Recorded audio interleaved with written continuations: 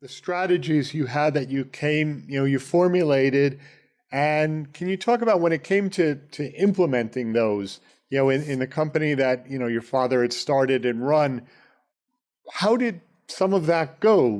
Was it intimidating, scary, exciting to put some new strategy in place? And what were some of the challenges in implementing a growth strategy and some of the surprises, that came up? Yeah, I mean, we certainly had our share of successes and failures. I think I am less conservative than Ted was in running the business, but I'm still, I'm not like a Bill Gates kind of risk taker kind of person as well. So, just to give you one example, one of the things that we implemented, I think it was about 5 or 6 years after I joined, was open book management. I don't know if any of you have studied that. It's a very interesting area. Basically, you make your books, you make your financials completely transparent to your entire staff. And so, when I brought this up to Ted and our accountant, the accountant, first of all, thought I was like completely out of my mind. Why would you possibly want to open your books up to your staff? And my answer was, I want them to behave the same way an owner would. And to do that, they need to have the same information. And so I think at the time, Ted, you probably thought it was pretty crazy as well.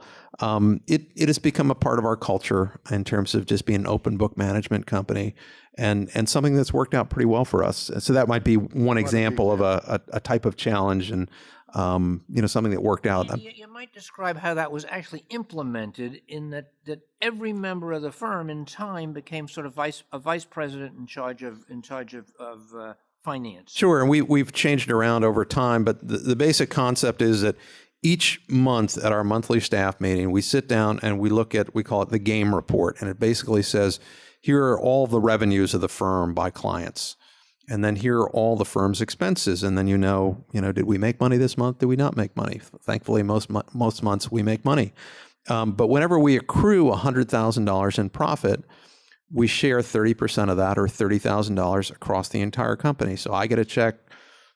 Everyone in the company gets a check. And it's sort of a profit sharing program, but it isn't at the end of the year. It isn't a bonus program.